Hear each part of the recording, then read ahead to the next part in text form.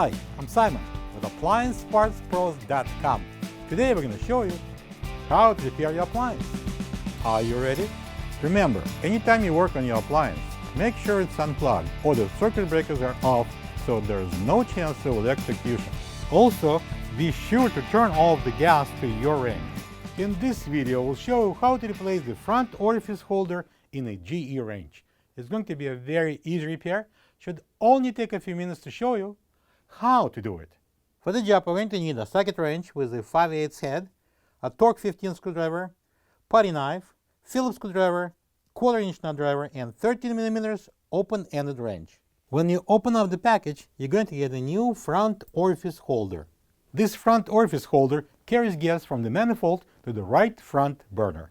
The main reason why the front orifice holder will need to be replaced is if it cracks, causing a gas leak. That is a very dangerous situation. You should stop using the burner immediately and remove the valve knob until the problem is fixed. I'm going to start with taking off the burner grates. Then we're going to move the burners and the burner caps. Do the same thing on the opposite side.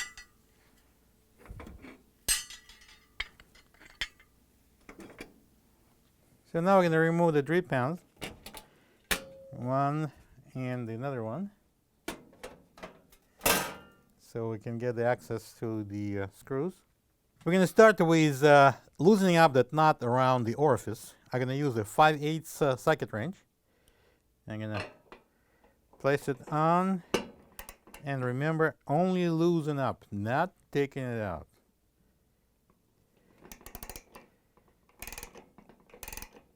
The rest we're going to do manually when we're going to lift up the top. Here we got 4 spark electrodes that are held in place by the electrode clips from the bottom of the cooktop.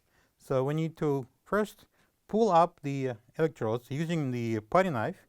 I'm going to place the putty knife under the electrode and pull it up. And I'm going to just pull it out. And we're going to continue doing that with the rest of the spark electrodes. I'm going to pull it up and let it hang for now. And the opposite side.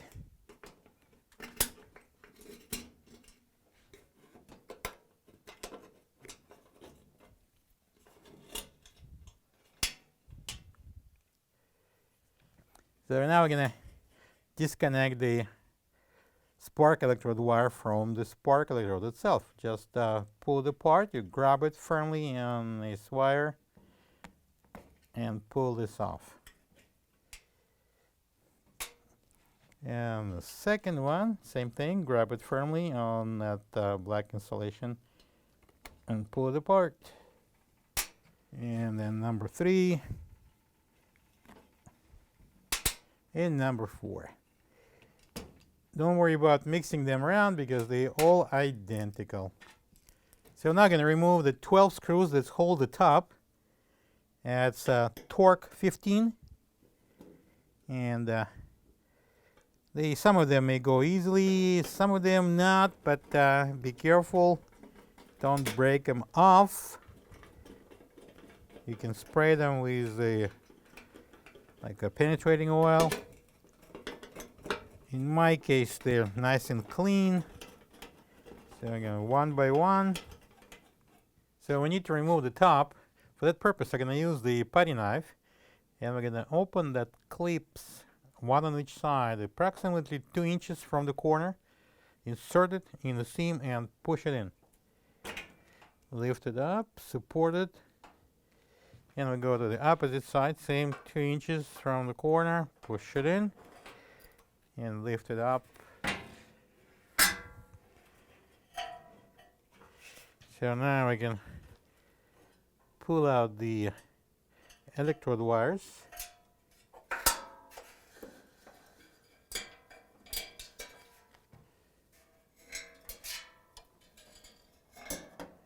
And we're going to remove the cooktop completely.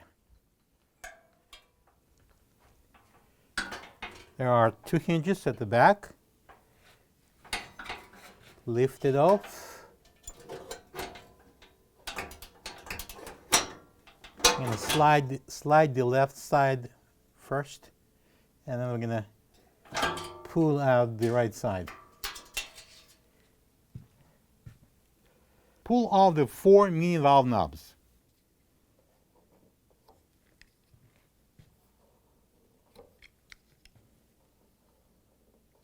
Using the Phillips screwdriver, remove the 2 screws that hold the control panel. Now open the oven door. We're going to remove this 4-inch screws that holds the panel from the bottom. All right. And now we can pull it off. Close the oven door. Unscrew the mounting nut manually. Lift up the support and pull out the electrode wire. Using the 13mm wrench, unscrew the mounting nut at the manifold and remove the orifice holder.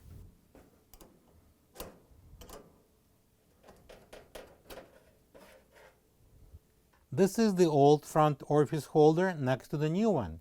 If you don't have this part, you can get it from appliancepartspros.com. Bring in the orifice holder, start the nut manually, and then tighten it with the 13mm wrench.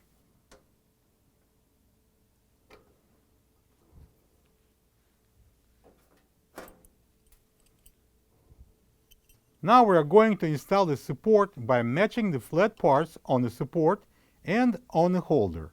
Place the support on and install and tighten the mounting nut manually.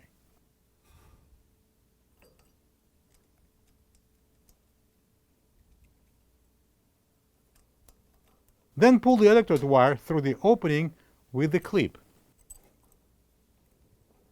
Now open the oven door. Right, so that's the time for the front panel. The control panel goes back on.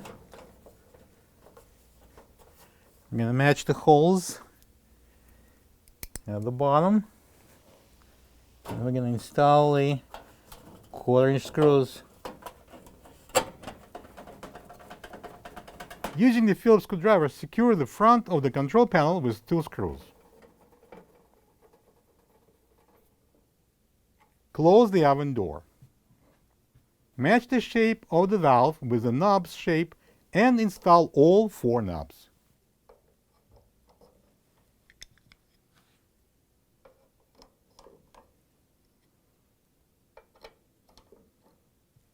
And now the top goes back in. We're going to insert the right side hinge into the opening and bring in the left side and slide it into the cutout. Then I'm going to put it on the supports here and use that space to put the spark wires through the holes here. So I'm going to place the rear wires in first.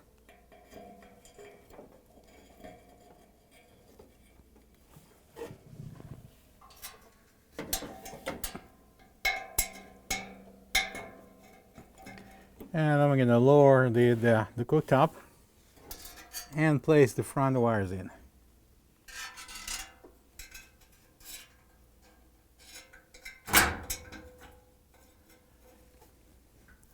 Then there's 2 wires goes into the openings here on the side.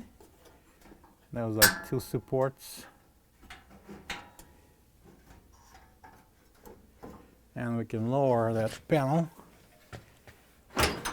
lift up the rear end so the hinges will lock in, and then we can just push down on the top to lock the clips. Pull the wires through. So we're going to attach the screws to attach all the burner supports to the cooktop. First, we're obviously going to match the holes and just install the screw 1. Then we're going to continue turning that, again matching the other holes. All right, and we can tighten them with the Torx 15 screwdriver.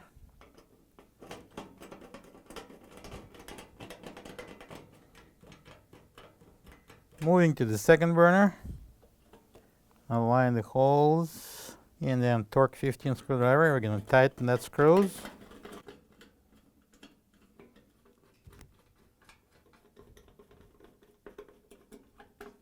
Now we're going to connect the electrodes to the wires. See the connections? The female on the wire goes over that male on the electrode itself. So put it inside, push it in hard all the way. And we go to the second one.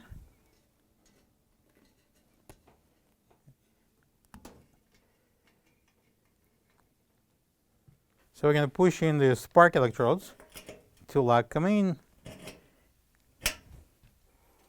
And the second one. And a couple on the opposite side.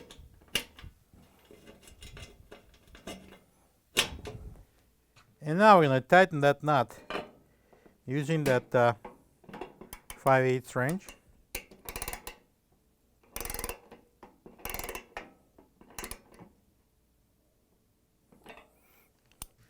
And it's the time to put the double drip hands back in. Now we can install back the burners and the burning caps. We can do it together, or you can do it separately. And the last thing would be putting grates in.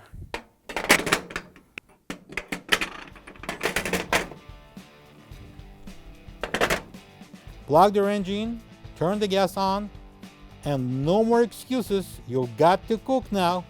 Thank you for being a part of another successful repair brought to you by AppliancePartsPros.com. For any of your future appliance repair projects, please check out our other videos available on our site, on Facebook, on YouTube, and on Instagram.